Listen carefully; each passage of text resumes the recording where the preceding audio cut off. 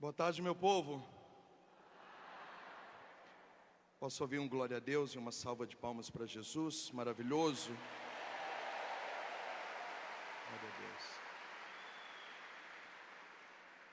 Enquanto você vai se assentando, eu pedi ao Padre Roger se eu poderia dar um aviso e ele permitiu. A comunidade Filho de João Batista, no qual eu sou fundador, acabou de completar 23 anos. E esse ano, de 22 a 25 de maio, nós teremos o primeiro acampamento da minha comunidade aqui na Canção Nova. Você que quer organizar caravana, você que quer se organizar para vir, nós estaremos morando aqui quinta, sexta, sábado, domingo, manhã, tarde e noite, pelo sistema Canção Nova de comunicação. Mas você que é de perto, você que quer se organizar, 22 a 25 de maio, primeiro acampamento dos Filhos de João Batista aqui na Canção Nova.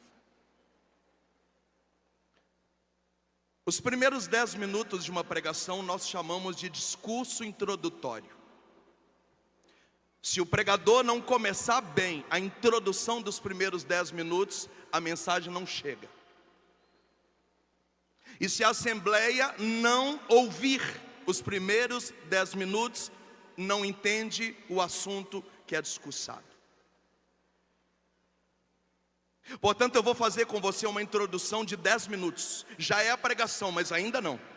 Se você não entender o que eu vou falar em 10 minutos, eu não consigo passar o recado e você não consegue entender o recado. Diga para quem está do seu lado, presta atenção no que ele vai falar. Abra a boca, queridos, diga para quem está do seu lado. Tem gente morrendo, tem gente deitado, tem gente no colo do outro. Se levanta, se apruma. Diga para quem está do seu lado, presta atenção no que ele vai falar. Eu vou fazer a loucura nessa tarde de analisar o cenáculo de uma forma humana através do discernimento dos Espíritos. Abre comigo, por favor. Atos dos Apóstolos, capítulo 1. Versículo 3. Atos dos Apóstolos, capítulo 1, versículo 3. Acharam? Pergunta para quem está do seu lado, cadê a sua Bíblia?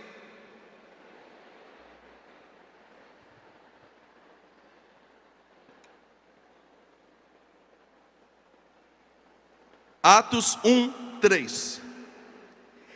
Apresentara-se vivo a eles, depois de padecer durante 40 dias com muitas provas. Diga comigo, 40 dias com muitas provas.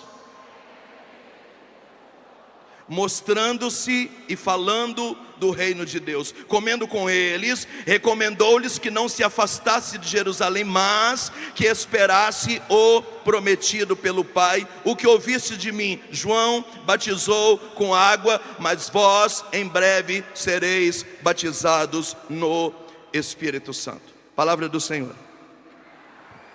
Vamos aplaudir a palavra?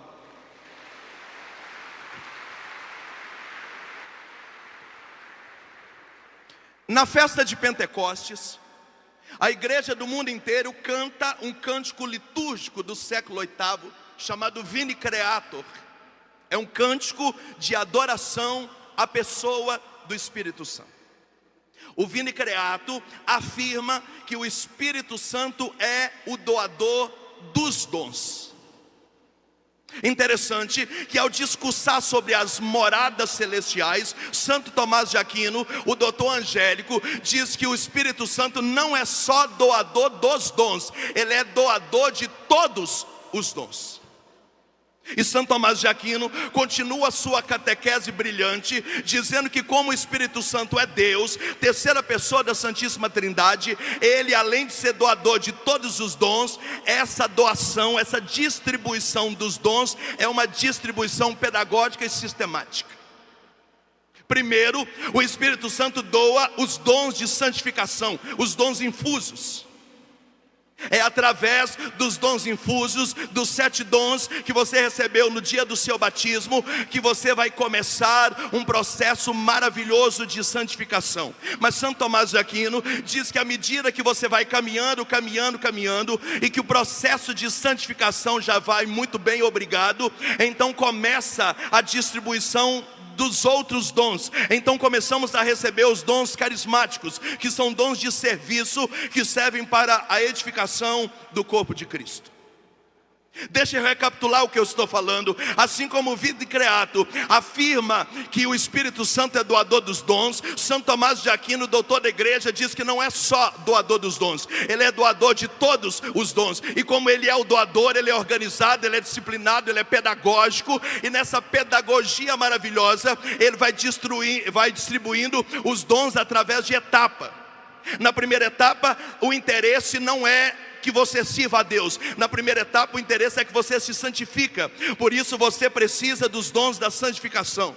Na segunda etapa, agora que você já está fora de perigo, o caminho da conversão e da santificação já ruge. Então você começa a servir a Deus, e o outro grupo de dons vai te capacitando para que você possa servir a Deus e edificar o corpo de Cristo. Moisés, quantos dons são? Quando Paulo escreve aos Efésios, aos Coríntios e aos Romanos, são as 3 cartas que o apóstolo Paulo trata dos dons. Nós podemos achar ali entre 17, dependendo da linha de raciocínio, 21 dons mais ou menos. Esses dons são distribuídos em grupos. O grupo número 1, diga comigo, o grupo número 1. Abre a sua boca, está horrível, diga grupo número 1. É o grupo da palavra. Aqui eu posso citar a oração em línguas, a interpretação das línguas, o dom de profecia, o dom de profecia em línguas. São os dons que faz uso do logos, da palavra, do haja. Mas aí nós chegamos ao segundo grupo dos dons, que é o grupo da cognição. Diga comigo, é o grupo da cognição.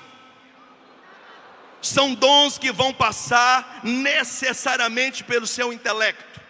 Aqui nós podemos citar o dom da sabedoria, nós podemos citar o dom da ciência, seja ela através de sonho, seja ela através da revelação na visualização, seja ela através da escuta. Nós podemos citar aqui o discernimento dos espíritos. São dons que necessariamente vão passar pela sua cabeça. Depois nós chegamos no terceiro grupo de dons, que são os dons das obras. Diga comigo, o grupo dos dons das obras. Está horrível, eu vou pregar para vocês. Digam comigo, o grupo dos dons das obras. Aqui eu posso citar o dom de milagres, são obras. Seja milagre espiritual ou físico. Eu posso citar o dom da cura, cura física, cura emocional, cura psíquica, cura da árvore genealógica. Aqui eu posso citar o dom da libertação. Esse terceiro grupo são os grupos de ação prática. São coisas que acontecem a partir de decisões humanas. Quando nós pegamos os 3 grupos, quando nós batemos tudo isso num liquidificador espiritual, nessa casa de quase 21 dons, nós encontramos aqui uma bagatela de armas espirituais que são concedidos a nós. Aí você me pergunta, Moisés, desses dons todos, qual é o menor dos dons? O apóstolo Paulo diz que o menor dos dons é orar em línguas. Moisés, e qual é o maior dos dons? Não está escrito em nenhum lugar. É claro que você vai dizer, o maior dom é o dom do amor. Eu não estou falando das virtudes teologais, estou falando de dons do Espírito Santo. Não há na Bíblia um relato de qual é o maior dom. Mas Paulo, que é o mesmo que falou que o menor é orar em línguas, ele também disse que nós precisamos aspirar os dons mais elevados. Sobretudo, faz parte dos dons elevados, segundo ele, a profecia. Então nós temos já o menor dos dons. O menor do dom é orar em língua. O maior dos dons, entre os elevados, nós temos o dom da profecia. Mas eu pergunto para você, qual é o principal dos dons? Pergunta para quem está na esquerda, direita, à frente, atrás, em cima, embaixo, de um lado e do outro. Qual é o principal dos dons? Alguém sabe me dizer? Não está escrito em nenhum lugar. Eu vou contar para você. Diga comigo, me conta, Moisés. O maior dos dons é o discernimento dos espíritos. Diga comigo, o principal dos dons. Abra a boca, igreja. O principal dos dons é o discernimento dos espíritos. Porque eu posso orar em línguas, se eu não tiver discernimento, acabou. Eu posso ter o dom de interpretar as línguas, se eu não tiver discernimento, acabou. Eu posso ter o dom de profecia, se eu não tiver discernimento, acabou. Eu posso ter o dom da profecia em línguas, mas se eu não tiver discernimento, acabou. Eu posso ter o dom da sabedoria, mas se eu não tiver discernimento para usar, acabou. Eu posso ter o dom da ciência, da revelação, mas se eu não tiver discernimento, acabou. Eu posso ter o dom do milagre, mas se eu não tiver discernimento, acabou. Eu posso ter o dom de cura física, mas se eu não tiver discernimento, acabou. Eu posso ter dom de libertação, eu posso até ser um exorcista, mas se eu não tiver discernimento, acabou. Eu posso ser um grande pregador, mas se eu não tiver discernimento, eu estrago a pregação e eu machuco a assembleia. Eu posso ser um grande cantor, se eu não tiver discernimento, a ministração não chega e eu acabo me acusando. Eu posso ter um grande sacerdote, se eu não tiver discernimento, eu jogo meu ministério para o brejo. Eu posso ser um grande pároco, se eu não tiver discernimento, eu destruo uma paróquia inteira. Eu posso ser um grande missionário, se eu não tiver discernimento, eu posso acabar com a minha comunidade ou acabar com a minha vocação. Portanto, qual é o principal dos dons? Não está escrito em nenhum lugar. Eu estou contando para você. O principal de todos os dons é o discernimento dos espíritos, porque ele tem um papel blindador. Ele é o blindador de tudo aquilo que você faz. Diga para quem está do seu lado, sem discernimento você é um zero à esquerda.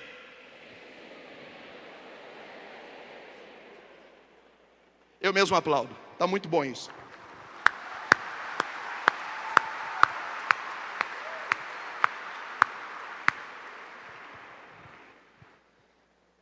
E o que é discernimento dos espíritos? É a capacidade de julgar. Diga comigo, julgar. 3 origens que estejam atuando em um fato. Por exemplo, esse ambão aqui caiu. O discernimento do Espírito vai dizer, é diabólico. É o demônio, capeta, Satanás, armadilha, laço. Não está gostando do que Moisés está pregando, está furioso, derrubou o ambão. É tentação, é tribulação, é opressão, é infestação maligna. O discernimento do Espírito me dá a origem, que esse ambão que caiu pode ser o mal. Ou esse ambão que caiu pode ser Deus. Deus está mandando recado, Deus quer me formar, Deus quer falar com a assembleia. Deus quer um novo tipo de ambão. Deus quer que as pessoas passem a pregar lá embaixo. Deus precisa mandar um recado. Então Deus soprou do alto do céu, ou mandou um anjo seu e derrubou o ambão. Mas pode não ser o diabo e nem ser Deus. Pode ser coisas terrenas. E as coisas terrenas se dividem em 2. São coisas terrenas naturais. O que é natural? O ambão já está velho, já tomou muito tapa, ninguém fez um ambão novo, ele estava desgastado e coincidentemente ele tombou no meio da minha pregação. A vida é assim. Mas também pode ser uma origem terrena de ordem humana. Colocar o ambão em falso, não colocar o ambão certo, não avisaram para quem estava pregando, e aí por causa das escolhas humanas o ambão caiu. Qual é o nome disso? Discernimento dos espíritos. O discernimento do espírito é a graça de julgar qual é o espírito que está atuando naquele lugar. No caso aqui, na queda do ambão, pode ser diabólica, pode ser Deus, céu, Nossa Senhora, Trindade, os anjos, honra, profecia, promessa, o bem. Ou pode ser terrena, ou de origem natural, ou de origem humana. Pergunta para quem está do seu lado, e na verdade quem derrubou o ambão? A minha pregação não começou ainda, eu falto 2 minutos para terminar a introdução. Quem me ouve ainda, diga amém. Problema número 1 dos nossos dias: a farofa está acontecendo porque hoje no Brasil, grande parte do povo da igreja não tem um pingo de discernimento.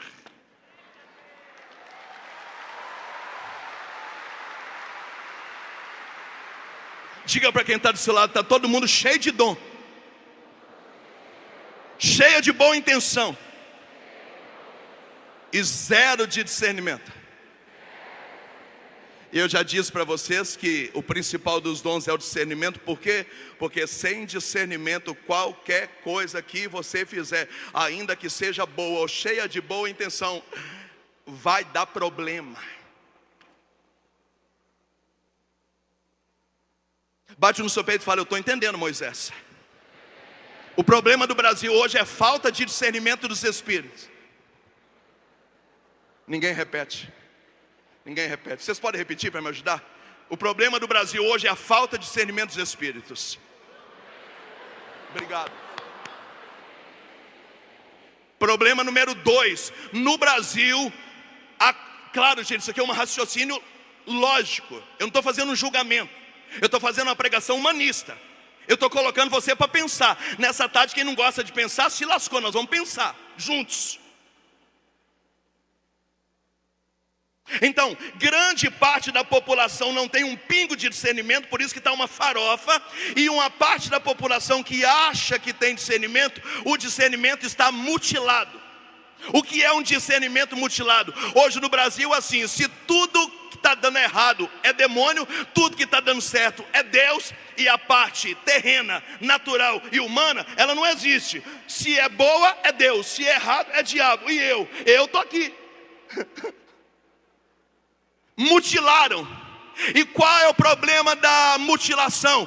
Problema número 1: nem tudo que está dando errado é diabo. Porque o Apocalipse diz que é aquele que abre porta e ninguém fecha, mas ele também fecha a porta e ninguém abre. Porta fechada, torneirinha fechada, não, também é Deus. Quem falou que é diabo? Problema número 2: nem tudo aquilo que está dando certo é Deus, porque Deus também fecha a porta, Deus também diz não. Então tem coisas que estão erradas que é Deus, e tem coisas que estão dando certo que é demônio, é oportunidade, é armadilha. Por isso que tem gente namorando errado, casando errado, entrando em sociedade errada, comprando coisa errada. Aí dá errado, você diz que é diabo, e Deus diz não. Tem coisa certa que também é demônio, e tem coisa errada que também é Deus.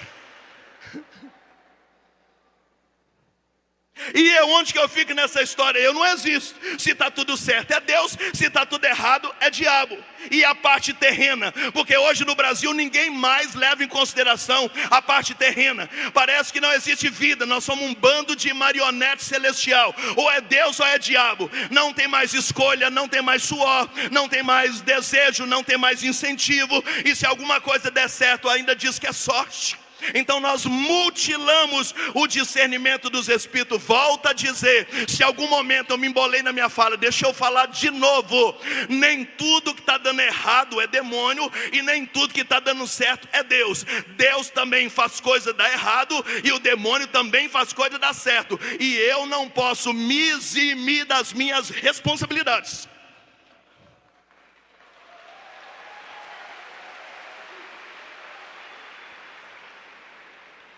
Se você não aprender nada da pregação que eu vou começar agora, se você falar que já entendeu a introdução, se você sair daqui hoje com discernimento dos espíritos, já é uma garantia de 100% de sucesso de tudo aquilo que você for empreender. Toca no quem está do seu lado e fala: receba o discernimento dos espíritos. Abra a boca, diga para quem está do outro lado: receba o discernimento dos espíritos. Olha a loucura que eu vou fazer agora. A pregação vai começar. Nós vamos analisar Pentecostes sob o olhar do discernimento dos espíritos. Diga comigo, ai. Diga comigo, ai. Eu estou me desafiando aqui, eu estou me desafiando. Então vamos começar a analisar Pentecostes sob o olhar do discernimento dos espíritos. Em Pentecostes tem alguma atuação diabólica? Não, zero. Zero. Zero, zero, zero. Diga para quem está do seu lado: zero participação diabólica em Pentecostes. Zero, zero, zero.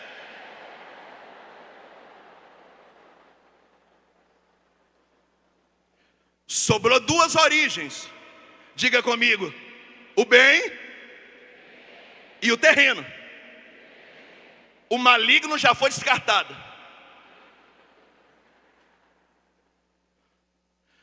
Tem participação do céu divina em Pentecostes? Sim, 100%. O Pai preparou um projeto para o Filho e o Filho preparou um projeto para o Espírito. É a manifestação da terceira pessoa da Santíssima Trindade. Nós rezamos isso no Credo Niceno-Constantinopolitano. Eu creio no Espírito Santo, Senhor que dá a vida, e com o Pai, o Filho é adorado, Ele que falou pelos profetas. Então não tem demônio em Pentecostes, mas tem 100% Deus. O Espírito Santo é a terceira pessoa da Santíssima Trindade. Diga para quem está desse lado: 100% ação divina. Só tem um problema, me pergunta qual é. Tem participação terrena, natural e humana em Pentecostes? Pergunta para quem está do seu lado: tem ou não tem?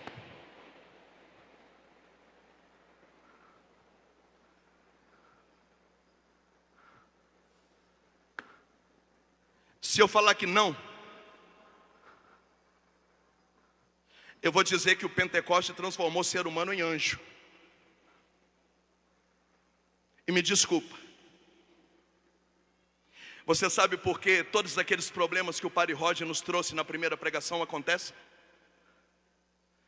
Porque a gente excluiu a parte humana de Pentecostes. A gente acha que os discípulos, rezando 9 dias, não comeram, não beberam, não estavam com saudade de casa. Na casa dele o gás não acabou. Está sem tomar café porque o café estava caro. A gente acha que eles não cochilaram, não dormiram, não tiveram fome, não foram no banheiro. A gente acha que 9 dias eles se abraçaram e ficavam: vem, fogo, fogo, fogo, vem, vem, 9 dias. Ninguém tomou banho, ninguém tinha CC, não, ninguém sentiu calor, vem, vem, vem, vem, vem. E de repente, uma ação 100% divina, pá! O Pentecostes aconteceu. E de repente, no dia de Pentecostes, tipo a lata de espinafre do Popeye, ou aquele poder dos Vingadores, uma unção de power, tipo a Liga da Justiça. E agora eles apanham e dão risada. E eles não têm saudade, não têm vontade de voltar para casa. Eles não têm vontade de namorar, eles não têm conta para pagar. Então o Espírito Santo é uma força espiritual bombástica. Então não é o diabo, mas também não tem ser humano lá. Então o Pentecostes transformou gente em anjo.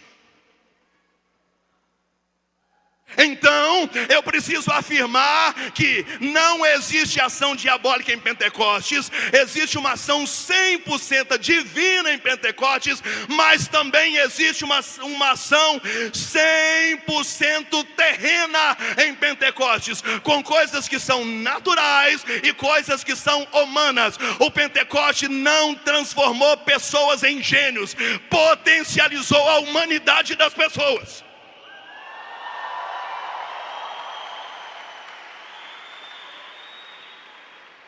Fala para quem está do seu lado: você não está entendendo nada, né?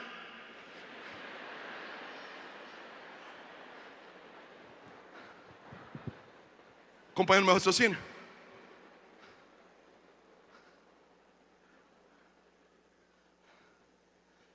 Desculpa eu te dizer, mas talvez este seja um grande problema do avivamento. Porque nós vamos orar e todo ano vai ter evento, porque um belo dia o céu vai se abrir e o Espírito Santo vai vir, pá, e vai lavar a face da terra e vai resolver todos os problemas. Ninguém mais tem conta para pagar, não precisa ir no banheiro, a porta que estava quebrada não precisa ser arrumada, não vai precisar mais de ninguém pregar, porque o próprio Espírito vai pregar. Então ninguém mais vai ter saudade, não precisa educar filho, não precisa levar carro na oficina. Gente, isso é quase um erro teológico. Diga comigo: em Pentecostes não tem obra maligna. É uma obra 100% divina e também uma obra 100% humana. Agora nós vamos usar o discernimento dos espíritos de novo e vamos deixar a obra diabólica, que já não existe, vamos deixar de lado a obra divina, que já está caracterizada que é, e nós vamos agora caminhar com a pregação na parte terrena, natural e humana de Pentecostes. Diga para quem está do seu lado: a partir de agora nós vamos fazer uma análise humana e terrena de Pentecostes. Eu só quero saber se você entendeu, porque se falar borracha com meu nome, eu vou ficar muito puto. Pergunta para quem está do seu lado, você está entendendo ou morreu?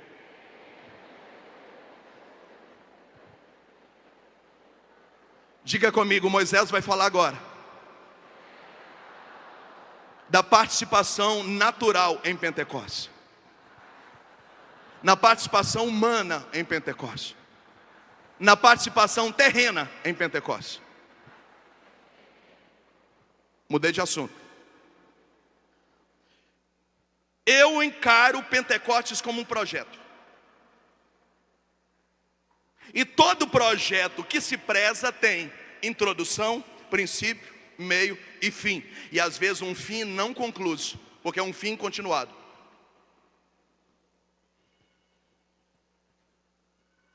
É como se o pai e o filho lá do céu fizessem uma reunião de diretoria com portas fechadas e apresentassem na mesa um projeto chamado Pentecostes.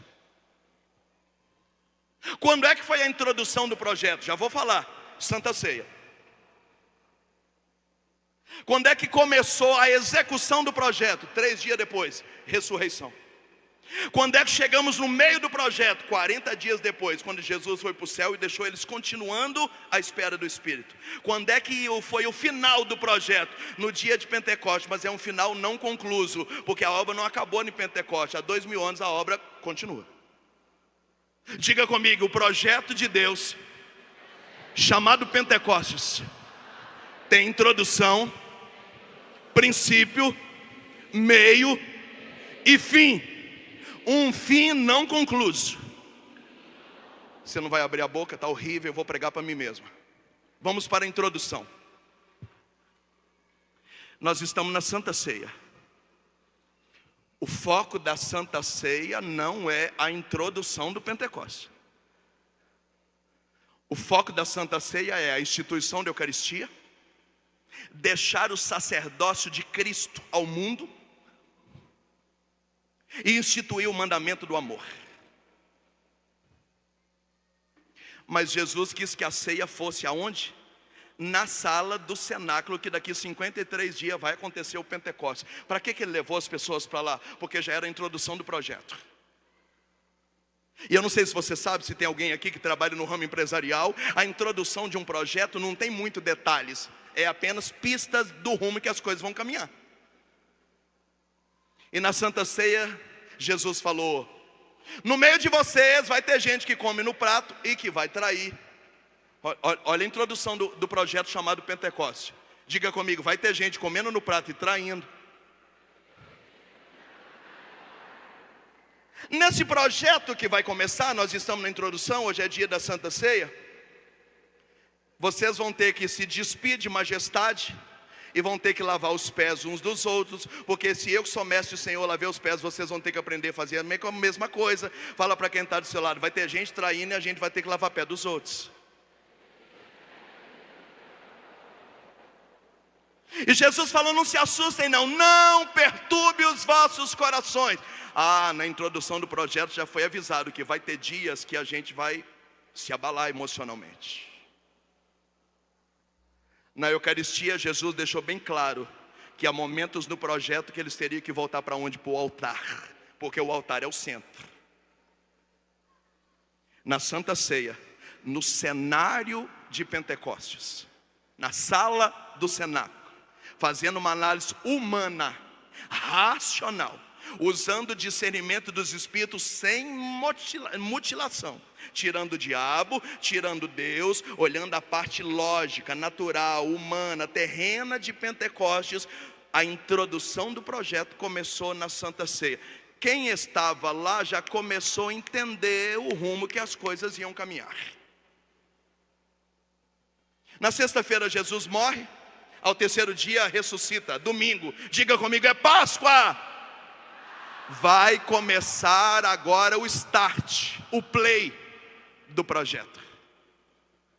Para ter um projeto precisa saber o número de pessoas que vão participar. Então Jesus apareceu para Maria Madalena, depois apareceu para os 11, porque Tomé não estava lá. Depois ele volta e aparece para os 12. E a primeira carta de São Paulo aos Coríntios, capítulo 15, versículo 6, diz que ele apareceu para mais ou menos 500 pessoas.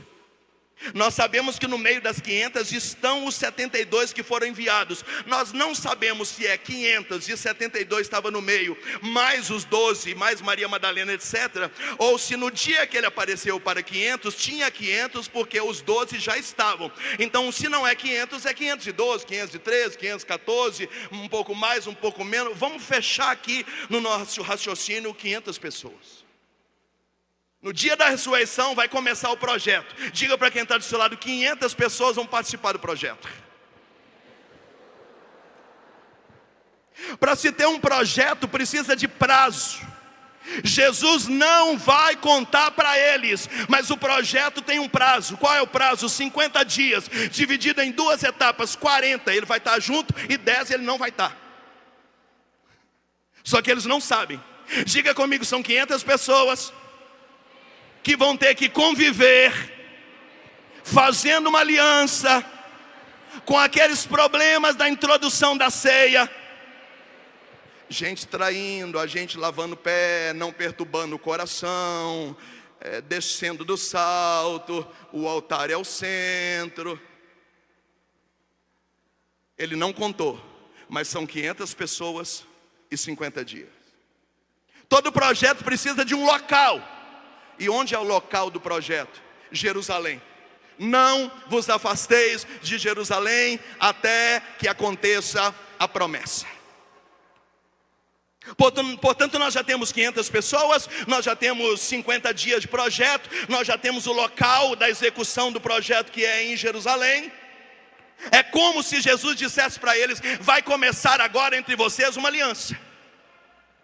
É uma aliança de 50 dias com 500 pessoas comendo, bebendo, almoçando e jantando, acordando juntas por 50 dias. Eu só não posso falar para vocês que é 50 dias, mas é 50 dias. Ele não falou que era 50 dias, mas são 50 dias. Vocês vão ter que fazer uma aliança entre vocês e em Jerusalém. Pegar ou largar, o que vocês querem? Os 500 falaram sim. E Jesus falou: então a partir de hoje começa o projeto chamado Pentecostes. Agora começa a aparecer os problemas, que não é nem Deus e nem o diabo. Começa agora a aparecer os problemas humanos. Problema número 1. Jesus vai e volta toda hora. Ele aparece aqui, dá um gostinho e some. Aí ele aparece aqui, dá um gostinho e some. Tanto é que cada vez que ele volta, todo mundo acha que é o quê? Fantasma. Nesse momento agora, começa algumas pessoas racionais sofrerem. É porque eu não estou me sentindo seguro, ele vai e volta toda hora, eu não sei o que está acontecendo, é meio estranho, eu não sei quantos dias que isso vai durar. Nós sabemos que é 50, as pessoas não. Nós somos 500 pessoas aqui, a gente está longe de casa, ele não falou quantos dias, isso está gerando ansiedade, eu não estou me sentindo muito seguro. Nesse momento, no meio das 500 pessoas, porque Jesus vai e volta toda hora, e cada vez que volta, prega sobre o Espírito Santo e sai, as pessoas começam agora a bugar a cabeça delas. Fala para quem está do seu lado, alguns começam a pular fora.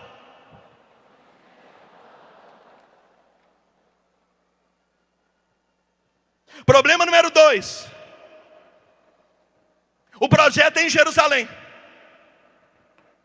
Os discípulos viram Jesus chorar dizendo: Jerusalém, Jerusalém, quantas vezes eu quis abraçar vocês como uma galinha que abraça os seus pintinhos, mas vocês me rejeitaram.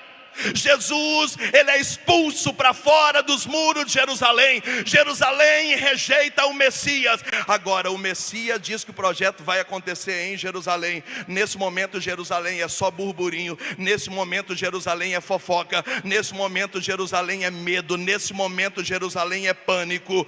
Poderia ser em Cafarnaum, poderia ser em Nazaré, poderia ser na Judéia, poderia ser em outra província. Quis Jesus que o projeto fosse em Jerusalém. O detalhe é que para ficar em Jerusalém agora é bomba, é pedreira, a prova diz que os discípulos de Emaús já estavam indo embora. É só um exemplo de que tem mais gente no meio dos 500 pulando fora do projeto chamado Pentecoste. Pergunta para quem está do seu lado, você está entendendo alguma coisa ou já morreu?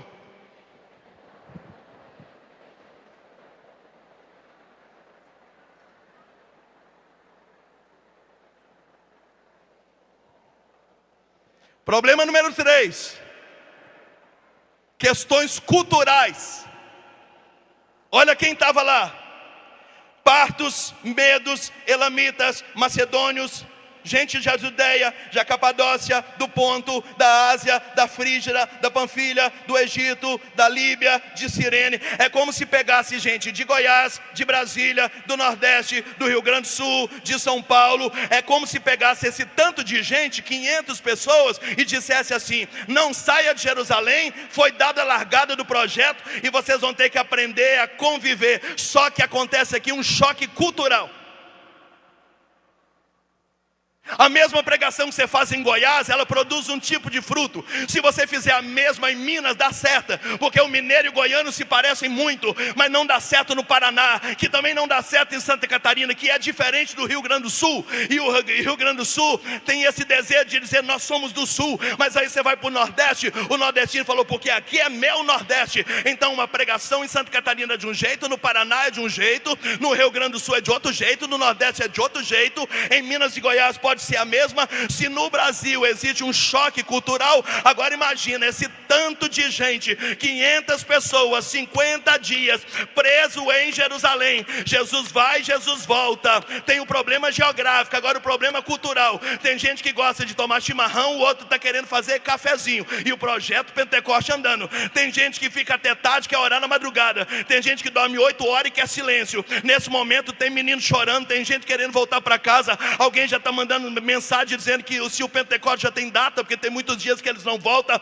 Aí a gente fica gourmetizando o Pentecoste. A gente acha que é fantasioso, que estava todo mundo num centro de evangelização de mão dada, gritando fogo, fogo, fogo. Não estava. Nesse momento, esse povo está participando de um atrito.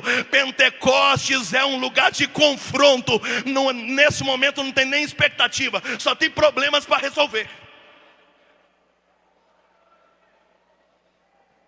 Fala para quem está do seu lado: nesse momento só tem problema para resolver.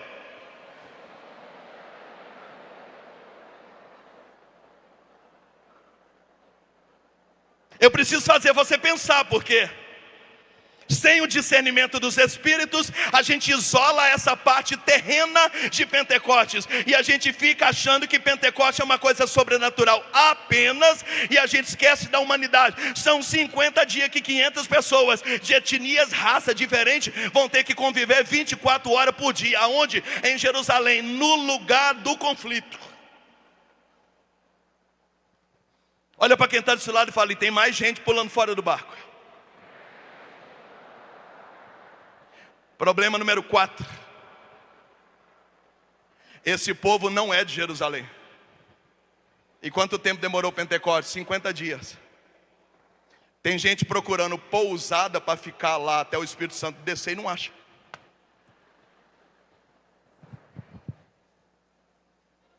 Tem gente julgando quem está em hotel no centro de Jerusalém, porque deve ser os que vão ficar conduzindo a oração, né? Porque estão no hotel no centro. A gente que é da ralé fica aqui na pousada.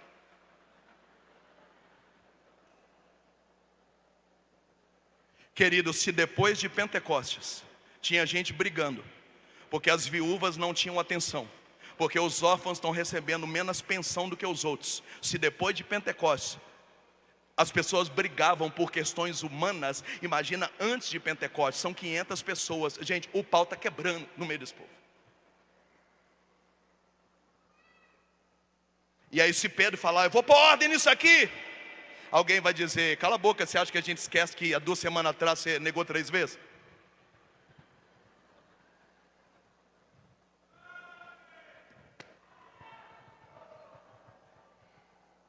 Aí Tomé diz: gente, vamos fazer uma reunião. Não escuta esse Tomé não, ele foi o que duvidou. Sabe nada, inocente. Ainda tem gente chorando no canto esperando alguém perguntar: por que você está chorando? Não me conformo de Judas ter colocado uma corda no pescoço. Eu ainda não consegui resolver esse luto dentro de mim. Jesus vai e volta. Esse povo está 50 dias longe de casa. São 500 pessoas de raças, culturais, dialetos, caguetes, línguas diferentes. Tanto é que no dia de Pentecostes eles conseguiram se ouvir na língua materna. Então está tendo problema até de comunicação.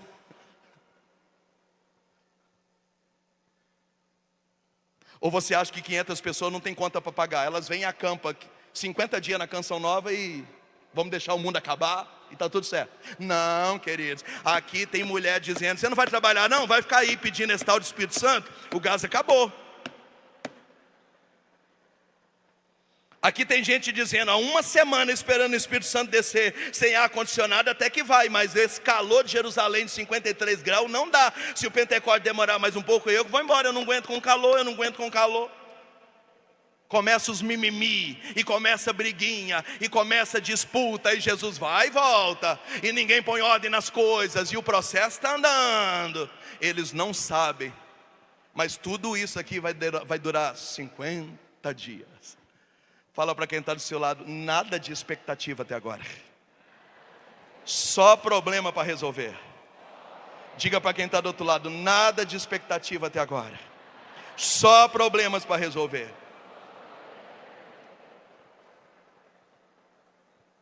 Por fim, chegamos no final de 40 dias.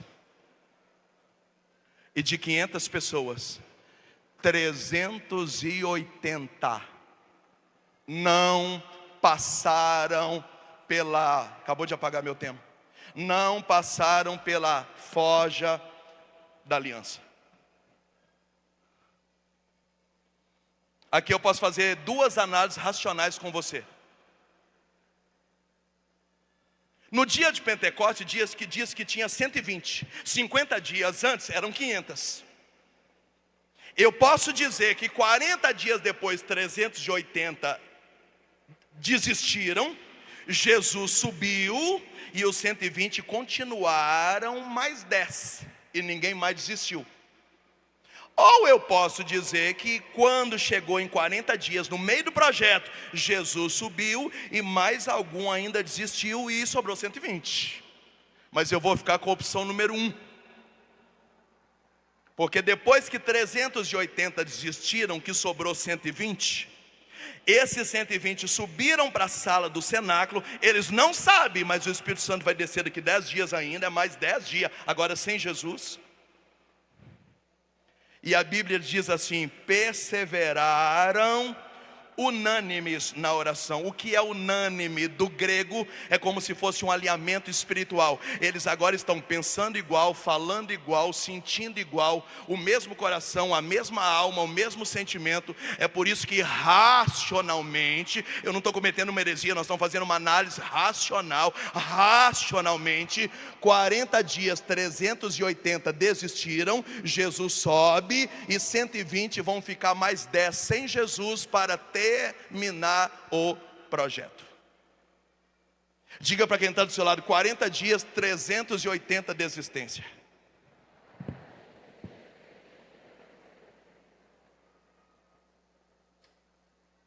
Os padres sabem o que é chegar numa paróquia onde um outro padre foi arrancado. O clima é de velório. Em 40 dias, 380 foram embora. O clima é de velório.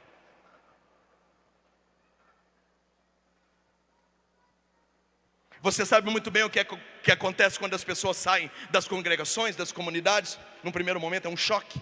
E nesse choque provoca uma ressaca.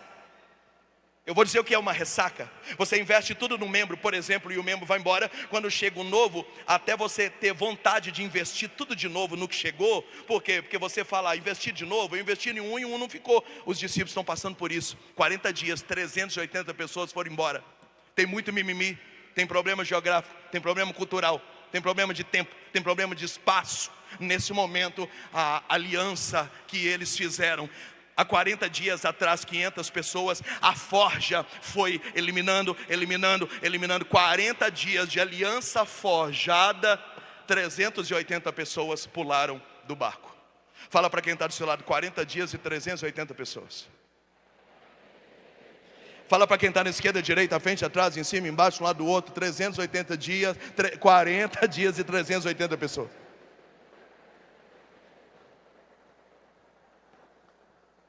Se meu raciocínio estiver certo, diga aleluia.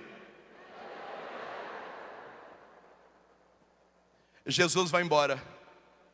E olha o que eu li na palavra. Depois de terem caminhado 40 dias com muitas lutas, era isso que eu queria que você entendesse. Que não tem nada gourmet aqui. Ninguém está pulando ondinha e conversando com anjo. A forja está quebrando esse povo há 40 dias.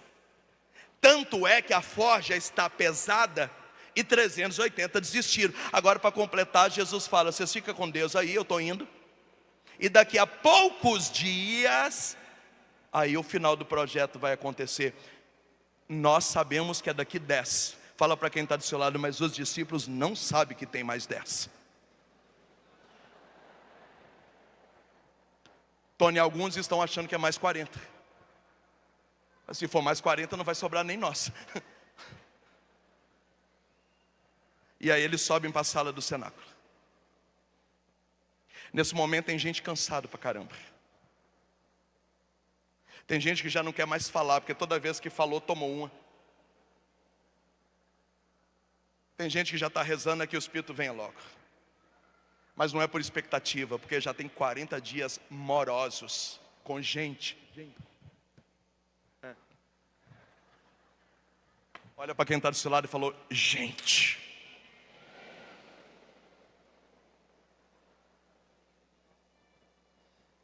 Pergunta para mim, Moisés: por que mais 10 dias? Porque 10 dias foi o dia que Rebeca se trancou nos seus aposentos, orando a Deus, para receber Isaac como o seu marido e começar a descendência de Israel. 10 dias foi que está escrito no livro dos Levíticos. É o tempo que o sacerdote deveria se purificar antes de entrar no Santo dos Santos, para falar com a Arca da Aliança. 10 dias, diz o livro do Êxodo, é o tempo da expiação, onde o sacerdote tocava a trombeta 3 vezes por dia, para que, vestido de saco, a igreja reunida arrependesse de seus pecados. 10 dias foi o prazo que Jeremias pediu para Israel, para consultar a Deus, para saber o que Deus pensava do pecado deles, porque tinha muita gente morrendo. 10 dias é o tempo que Daniel ficou preso, antes de ser colocado na cova dos leões. 10 dias é o tempo de jejum dos 3 jovens, Misael, Ananias e Azarias, antes de serem colocados na fornalha de fogo. 10 dias é o prazo que o apóstolo Paulo ficou preso, antes de ser julgado e decapitado em praça pública. 10 dias é o que Apocalipse diz a respeito da igreja de Esmirna. Apocalipse 2:10. Durante 10 dias vocês serão presos. Satanás vai colocar alguns de vocês na prisão. Todas as 8 vezes que 10 dias aparece na Bíblia, mostra um tempo de aliança sendo forjada. Alguém que fez aliança com Deus está sendo triturado como trigo para virar pão na Santa Missa, esmagada como uva no lagar para virar vinho e sangue na Santa Missa. Todas as vezes que alguém fez uma grande aliança com Deus e que ia passar por um episódio gigantesco, 10 dias é o tempo do alinhamento. Portanto, o fogo do cenáculo não é apenas um fogo divino. O fogo do cenáculo, Deus entra com unção, Deus entra com avivamento, Deus entra com poder, e nós entramos com lágrima, com dor, com cansaço, com derrota, com despedida, dividida, com conta para pagar, com gente indo embora, com gente falando mal, com doença, acordando de madrugada. O cenáculo contém uma ordem divina, mas também contém uma ordem humana. O fogo do cenáculo é resultado de um atrito. É um atrito que começou há 50 dias atrás, e 40 dias, 380 foram embora, e nós estamos cansados, sobraram 120, e nós não sabemos, mas ainda tem mais 10 dias pela frente. O fogo do cenáculo é resultado de alguém que foi moído, de uma forja de aliança, de uma aliança forjada, cheia de dor, de luta. O cenáculo não tem só unção. As areias do cenáculo não repete e não reflete apenas avivamento. Reflete dor, lágrima, vontade de desistir, vontade de chorar. Fala para quem está do seu lado: avivamento é gerado no atrito.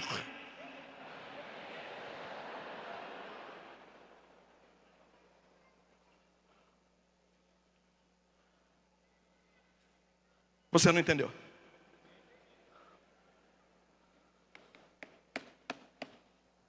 Diga comigo: não tem nada diabólico no cenáculo. Tem algo 100% divino, mas também tem um percentual grande humano, que começou com 500 pessoas e terminou comigo nessa tarde de sábado. Sobrevivente, sobrevivente, sobrevivente. O fogo do cenáculo é uma forja de aliança. O fogo do cenáculo é uma aliança que foi forjada. O divino entra com a manifestação, o humano entra com a lágrima, com a dor, com o cansaço, com a tristeza, com a saudade, com a angústia, com os dias que não quer rezar, com os dias que não tem vontade de ir à missa, com os dias que você não quer ver gente. E o cenáculo continua, e o projeto continua, todo dia, na alegria, na tristeza, na saúde, na doença, e menino chorando, e escola começou de novo, e filho na faculdade, e marido que não vai na igreja, e esposa que está cansado, e é isso. Tem uma obra humana para gerar Pentecostes, e você não pode correr disso. Fala para quem está do seu lado: para de gourmetizar Pentecostes. Você é uma prova disso. Tem gente que não almoçou, tem gente que está doido para tomar banho, tem gente que a pressão caiu, um monte de gente está dormindo, tem gente na arquibancada namorando, tem gente que desistiu, foi lá para a capela, vai sair namorando, dizendo que começou a namorar na Canção Nova, enquanto eu prego, tá... Deixa para lá. Vai namorar.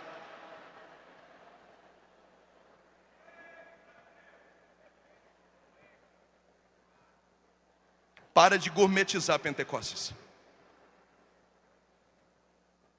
Pentecostes é uma obra divina, mas também é uma obra que tem gente. Tem gente. 50 dias e 500 pessoas. E sobrou a gente. É mais fidelidade do que expectativa. É mais fidelidade do que expectativa, Esther. É mais fazendo porque tem que fazer, por convicção, do que por expectativa. Vem. Você já está dizendo: vem. Não é mais expectativa, é fidelidade. É mais pedigree. É mais pedigree. É mais pedigree do que expectativa. Eu estou dizendo que o Pentecostes aconteceu para gente que estava já com lombo grosso, casca grossa. Os discípulos receberam o Espírito Santo depois de 50 dias com casca grossa. Pancada, porrada.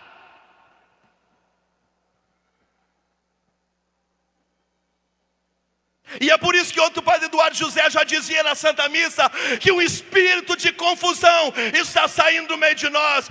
Assuma hoje o discernimento dos espíritos na tua vida.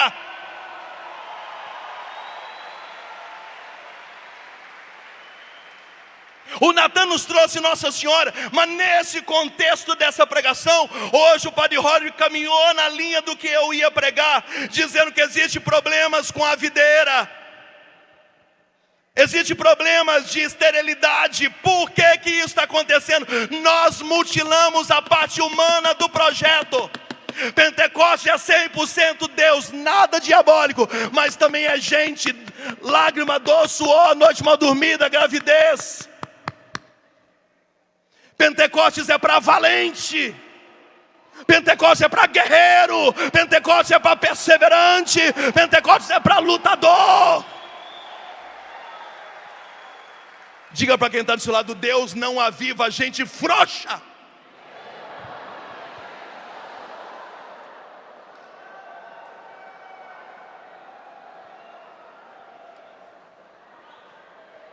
Deixa eu parafrasear o dono da casa. Aguenta firme, meu filho. Salva de palmas para o Monsieur Jonas Abib.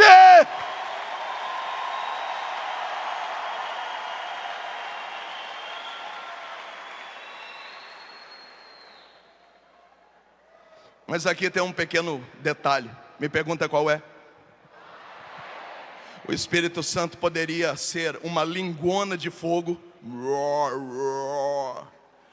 Os 12 entravam debaixo igual uma nuvem. E o fogo, bum, todo mundo.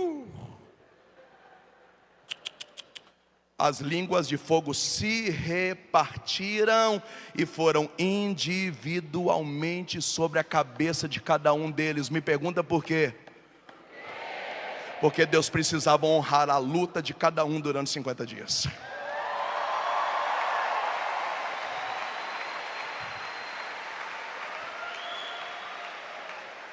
Se é um fogão, não foi justo. Todo mundo recebeu, mas uns ralaram mais que os outros. Mas se as línguas são individuais, é para dizer que do mesmo jeito que Pentecostes é sobre a igreja reunida, Pentecostes é pessoal para honrar a luta de quem chegou até o final do projeto. Nesse momento os apóstolos não estão só cheios do Espírito Santo, eles estão se sentindo honrados. Nesse momento o fogo do Espírito é como que um galardão, é uma recompensa de quem? Porque o fogo do do cenáculo é a forja da aliança. Pode aplaudir, individual. Aplaude mais, aplaude mais, aplaude mais, aplaude mais. Aplaude mais. O fogo do cenáculo é a forja da aliança. Aliança forjada gera fogo. Aliança forjada gera poder. Aliança forjada gera avivamento, lágrima, dor, tristeza, noite mal dormida, perseguição gera fogo. Poder comunitário individual, unção comunitária individual. Deus nessa tarde está honrando a tua luta, a tua lágrima, a tua dor. Vamos, filho, vamos. Pentecoste está chegando. Você não sabe, mas só falta 10 dias, só falta 10 dias, só falta 10 dias. Sacode quem está do seu lado e fala: só falta 10 dias, filho.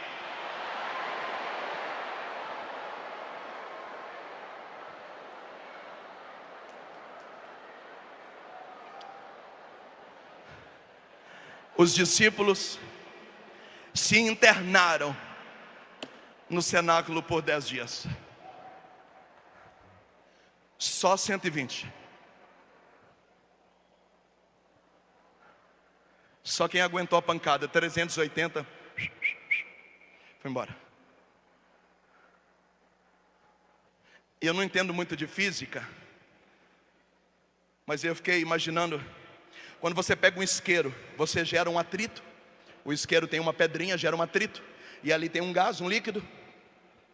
O que gera fogo é o atrito. Quando você pega o fósforo, a cabeça do palito, passa na caixa, o atrito, fogo.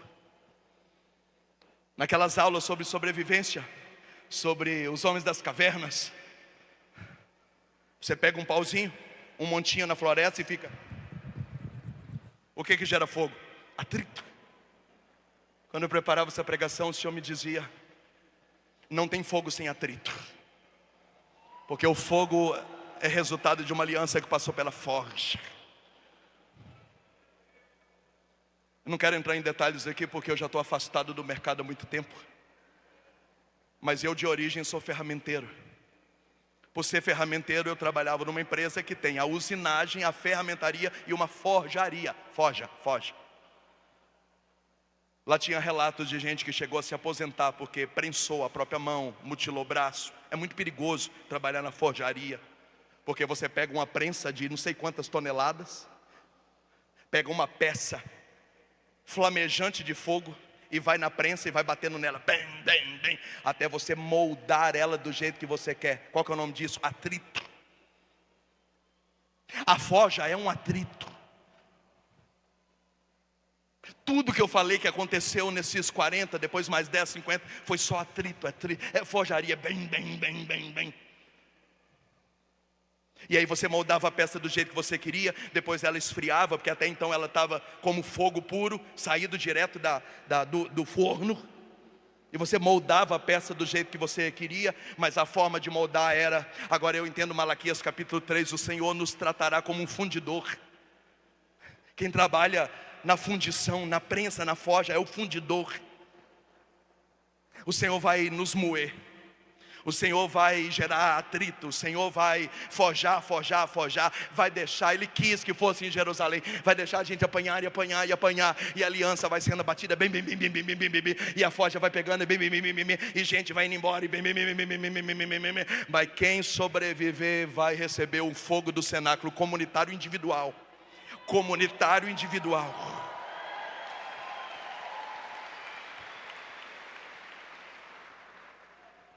Vamos orar. Fica de pé. Dá um abraço quem está do seu lado e diga: o fogo do cenáculo é o resultado de uma aliança forjada.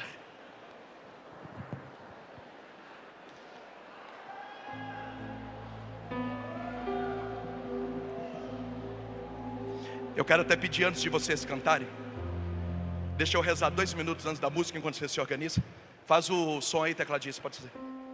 Eu quero que você coloque a mão na pessoa que está na sua direita e peça a ela agora o batismo do discernimento dos Espíritos. Ora na pessoa que está na sua direita agora. Peça agora que ela receba o discernimento dos Espíritos. Peça. Fala: Senhor, batiza esse meu irmão, essa minha irmã com discernimento dos Espíritos. Talvez você nunca tinha ouvido falar de discernimento dos Espíritos. Isso era muito comum no seminário de vida, nos querigmas, naquele pastoreio raiz da renovação carismática. Ninguém poderia pregar, cantar sem fazer seminário de dons. Talvez você nunca ouviu falar desse negócio de discernimento dos Espíritos. Recebe isso agora. Ora em quem está do seu lado e fala: Senhor, batiza meu irmão com discernimento dos Espíritos, para que ele possa acertar no seu ministério, no seu apostolado, para que ele não dê mais frutos negativos, ruins, para que não seja também só folhas, e que ele não mutile a vida dele, dizendo que tudo é Deus, tudo é diabo, e ele esquece da parte terrena, da parte humana. Ele se exime das suas escolhas, da sua responsabilidade.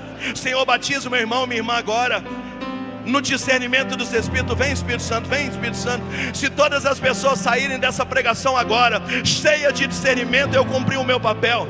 E alabassore canda, alabassari onda, alabai, arechere acamboja, alabassore bai. É discernimento, alabassore, discernimento dos Espíritos, e alabassore, né? Vai batizando a tua igreja, vai levantando os seus profetas. Vem Senhor, vem Senhor, vem Senhor. Relele camboja, alabassaia lá, ori alabandari, alabariunda, alabassore, cari, alabachore, cande, lebaie. Discernimento dos Espíritos, Deus. O cenáculo não tem só unção, o cenáculo tem lágrima. O cenáculo não tem só fogo, o cenáculo tem tristeza. O cenáculo tem luta, o cenáculo tem vergonha. O cenáculo tem pressão psicológica. E alabassore ele candele baixare ele bassore bai ele bande ele labai ori alariunda alabassou. Troca agora. Põe a mão em quem está na esquerda, inverte o lado agora, inverte o lado. Ore agora, peça agora um batismo de discernimento. Um batismo de discernimento. Peça agora, vai orando. Deus, batiza a tua igreja. Ah, meu Deus, para tudo isso que o Senhor espera de nós em 2025, a profecia do avivamento 2025 precisa receber o dom do discernimento. Por favor, Deus, nós não podemos mais ficar dando murro em ponta de faca, já não tem mais tempo para isso. A gente não tem mais tempo para errar. A gente não tem mais tempo para machucar pessoas. Senhor, dai na graça do discernimento para as comunidades, para os fundadores, para os profetas, profetisas, pregadores, músicos, sacerdotes, diáconos, seminaristas, para a assembleia, para as ovelhas. Deus, que o Brasil receba o discernimento dos espíritos. Vai quebrando agora toda a deturpação que entrou na cabeça das pessoas por lives confusas, livros mal escritos, teologia que eu não sei de onde que esse povo tirou, ensinando as coisas mutiladas, em pedaços, sem raciocínio lógico. Vai devolvendo para o Brasil a capacidade de pensar.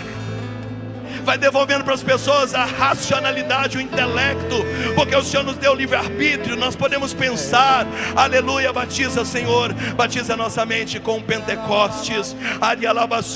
Vem Espírito Santo, discernimento dos Espíritos, vem, discernimento dos Espíritos, vem, discernimento, vem, dos quatro cantos do céu. Nós queremos esse dom, nós queremos esse dom, nós queremos sensibilidade espiritual, maturidade espiritual, o manejo das coisas do Espírito. Quando é Deus, quando é o demônio, quando é a terra, quando é o natural, quando é o humano, quando sou eu. Vem Espírito, vem Espírito, vem.